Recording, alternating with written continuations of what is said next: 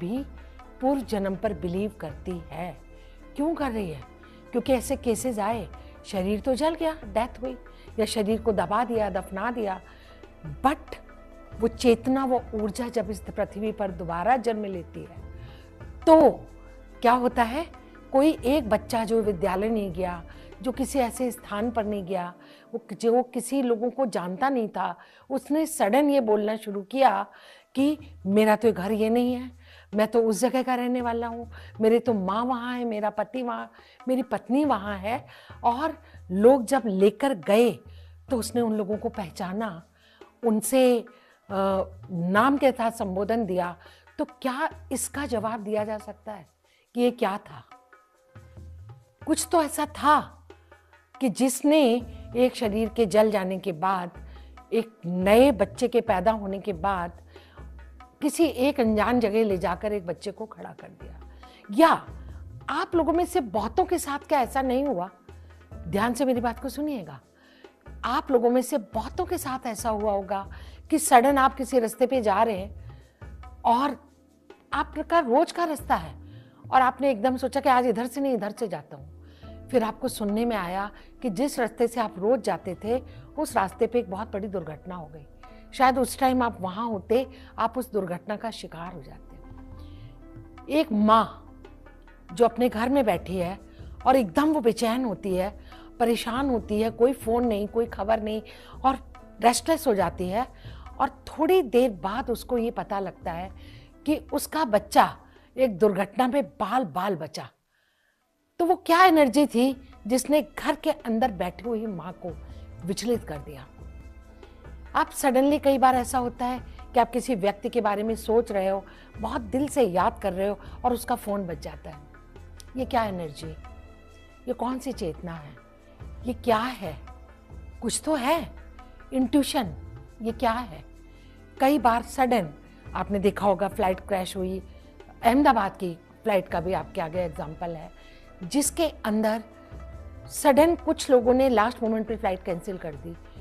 उनको लगा कि मुझे नहीं जाना चाहिए, और वो कौन सी ऐसी एनर्जी थी जो उनको संकेत दे रही थी कि कुछ बड़ा घटना या दुर्घटना घटित होने वाली है। तो आज तो साइंस भी इन चीज़ों को बिलीव करती है या मानती है।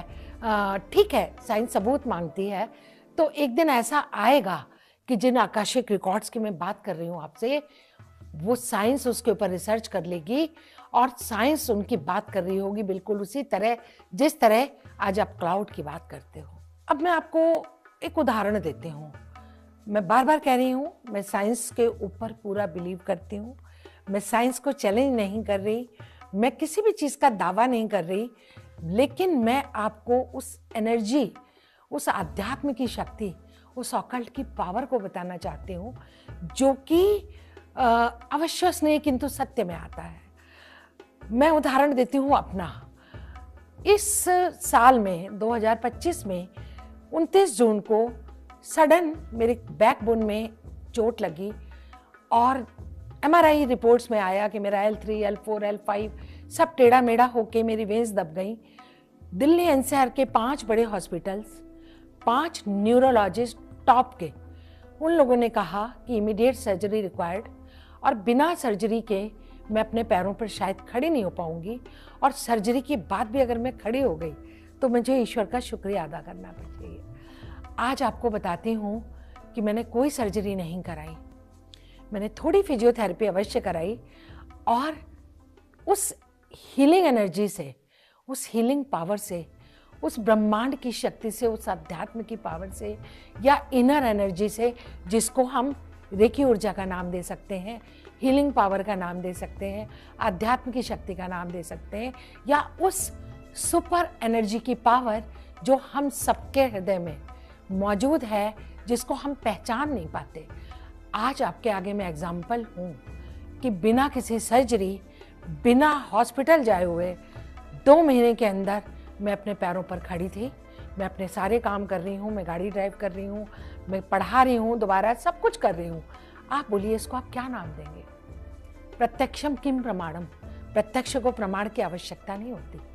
मैं किसी और की बात नहीं कर रही, मैं अपनी बात कर रही हूँ। मैं आपके आगे बैठी हूँ, मेडिकल साइंस के लिए सामने एक चैलेंज के रूप में बैठी हूँ।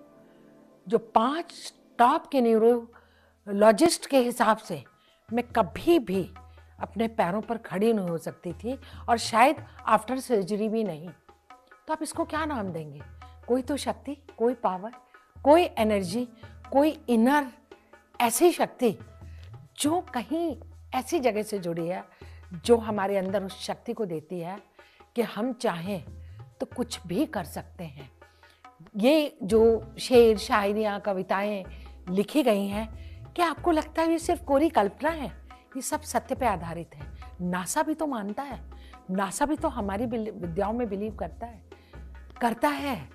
तो ये कहते हैं ना, कहा है किसी ने कि कौन कहता है कि आसमां में छेद नहीं हो सकता, एक पत्थर तो तबीयत से उछालो यारो, या हम तो दरिया हैं, हमें कौन भला रोकेगा, जिस तरफ मुड़ जाएंगे रास्ते बन जाएंगे। तो वो कोई तो एक ऐसी एनर्जी है जो हमको इतनी शक्ति देती है कि हम साइंस के ऊपर, विज्ञान के ऊपर, या ऐसी चीज़ों के ऊपर विजय प्राप्त कर लेते हैं जिसको लोग कहते हैं कि ये पॉसिबल नहीं है। मैं आकाशिक रिकॉर्ड्स पढ़ाती हूँ, मैं पेंडुलम डाउजिंग पढ़ाती हूँ, मैं वास्तु पढ़ाती हूँ, मैं एस्ट्रोलॉजी पढ़ाती हूँ, न्यूमरोलॉजी पढ़ाती हूँ, मैं बहुत सारी ऐसी चीज़ें पढ़ाती हूँ जिसके अंदर, मैंने अभी आपसे आकाशिक रिकॉर्ड्स की बात करी, जिसके अंदर पास्ट लाइफ आता है। मैं ऐसे सैकड़ों, क्या हजारों उदाहरण दे सकती हूँ जिसमें स्टूडेंट्स जिनको मैंने पढ़ाया वो पास्ट लाइफ में गए और उन्होंने ऐसे ऐसे शक्लें देखी, ऐसे कंट्री देखे, ऐसे लोग देखे जिनको वो लाइफ में ना पहले कभी मिले थे, ना जिनसे उनका सामना हुआ था, और वो उनको देख कर आए, ऐसे अनुभवों के साथ आए कि उन्होंने बोला कि हमारे रोंगटे खड़े हो गए। हमको नहीं पता वो कौन सी दुनिया थी। उन्होंने खुद को अनजाने देशों में देखा, वो खुद को भी नहीं पहचान पा रहे थे कि ये वही है, ये उनकी सोल की पास्ट की जर्नी है, बट उन्होंने ऐसी यात्राएं की। मैंने फ्यूचर लाइफ की जर्नी कराई जिसमें लोगों ने अपने भविष्य को देखा और कुछ टाइम में उन्होंने उसको चरितार्थ होते देखा। इसको आप क्या कहोगे? कुछ लोगों ने अपनी मृत्यु तक देख ली, उनकी मृत्यु कैसे होगी। मैं अगर बात करूं आपसे पेंडुलम डाउजिंग की, तो आपको दिखाती हूं। ये होता है पेंडुलम, दिस इज पेंडुलम। मैं पेंडुलम डाउजिंग भी पढ़ाती हूँ, मैं रेकी ग्रैंड मास्टर भी हूँ, मैं लामा फेरा भी करती हूँ, मैं थेटा हीलिंग भी करती हूँ। हीलिंग की कोई ऐसी मॉडलिटी नहीं है जिसके ऊपर मैंने काम नहीं किया। तो हीलिंग क्या है? हीलिंग हमारी इनर पावर है, एनर्जी है। रेकी क्या है? ये हमारी आंतरिक शक्ति है, ये हम सबके अंदर मौजूद है। बस होता क्या, आप उसको समझते नहीं हो। मैंने आपको बोला मैं पेंडुलम पढ़ाती हूँ, ये पेंडुलम है, ये डाउजिंग विद्या का एक रूप है, इसको हम पेंडुलम कहते हैं, इसको भी मैं पढ़ाती हूँ। तो मैं कहना चाहती हूँ कि पहले कुएं, तालाब, बावड़ी, पानी का स्तर कहाँ नीचा होगा या कहाँ ऊंचा होगा, कहाँ कुआं खोदना चाहिए, क्या उस टाइम साइंस इतनी डेवलप थी? नहीं थी। यही विद्या थी, यही एनर्जी थी जो ये बताती थी, जो साधुओं के पास थी, संतों के पास थी, जो ये बताती थी कि किस जगह पानी का स्तर ऊपर होगा, यहाँ हम अगर खुदाई करें तो हमको पानी ऊपर मिल जाएगा। कहाँ हम कुआं बनाएं, कहाँ तालाब बनाएं, कहाँ बावड़ी बनाएं, कहाँ की एनर्जी राजभवन के लिए कुछ उचित है, कहाँ की एनर्जी गुरुकुल बनाने के लिए उचित है, कहाँ पर आश्रम बनाएं। ये सब कुछ क्या था? ये सारा कुछ साइंस जिसको आज आप इक्विपमेंट से जानते हो, ये एनर्जी के रूप में हमारे पास मौजूद थी। ये पूरी साइंस एक एनर्जी के रूप में हमारे पास थी और हम सब उसी आध्यात्म की एनर्जी से, उसी पावर से सब कुछ जान लेते थे। और मैं बात करती हूँ अगर पेंडुलम की, आप बिलीव करेंगे, इस पेंडुलम से मैंने लोगों का जीवन और मृत्यु दोनों जाना है। कितने गायनेकोलॉजिस्ट हैं जो मेरी स्टूडेंट हैं। मैंने प्लेसेंटा डाउजिंग, ये विद्या, इसका इजाद मैंने किया। निसंतान दंपत्ति या कपल्स जिनके बच्चे नहीं हो रहे या IVF से वो लोग संतान पैदा करा रहे हैं, मैंने इस पेंडुलम की एनर्जी से कंसीव कराया है लोगों का। क्या आप बिलीव करेंगे इस चीज़ पर? नहीं कर पाएंगे आप आराम से, बट मैं आपको उन सारे गायनेकोलॉजिस्ट के नंबर दे सकती हूँ जो मेरी स्टूडेंट हैं, जिन्होंने मुझसे ये सीखा, जिन्होंने मुझसे बाद में फ़ोन करके कहा कि जहाँ सिजेरियन डिलीवरी बोली गई थी वहाँ नॉर्मल डिलीवरी हो गई। इस विद्या से उन्होंने लेबर पेन को कम कर दिया, सहज प्रसव इससे मुमकिन हुआ। तो ये सब क्या है? ये आध्यात्म है, ये हमारी इनर पावर है, ये वो चेतना है। अब आप अगर सोचेंगे पेंडुलम कैसे काम करता है, साइंस के हिसाब से हमारे कुछ वेव्स हैं, बॉडी में तरंगे हैं जिनके साथ मिल करके ये हिल रहा है, लेकिन ऐसा नहीं होता। ये यस और नो के उत्तर कैसे देता है? ये कोई चीज़ कहाँ मिलेगी, ये कैसे उत्तर देता है? आपको पता है पंडित नेहरू ने भी इस विद्या का प्रयोग किया था, जवाहरलाल नेहरू ने, राजस्थान में 19वीं शताब्दी में।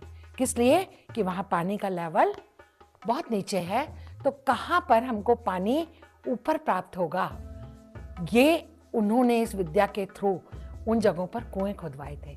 तो कुछ तो है ना, कोई तो ऐसी एनर्जी है ना, कोई तो ऐसी पावर है ना जो काम कर रही है। अब ये पेंडुलम कैसे काम करता है? ये हमारी इनर पावर के साथ जुड़ के, हमारी उस ब्रह्मांड की एनर्जी के साथ कनेक्ट होकर हमें दोनों को कनेक्ट करता है और हमको एक्यूरेट आंसर देता है। यहाँ तक कि कोई रोग हमारे शरीर में अगर हुआ और डॉक्टर के पास हम गए, उसने सही नहीं बता पाया या उसने डायग्नोस उसका गलत हो गया, मैं डॉक्टर्स को चैलेंज नहीं करिए, मुझे क्षमा करिएगा। मेरा उद्देश्य मेडिकल साइंस को चैलेंज करना नहीं है, मैं किसी भी साइंस को चैलेंज नहीं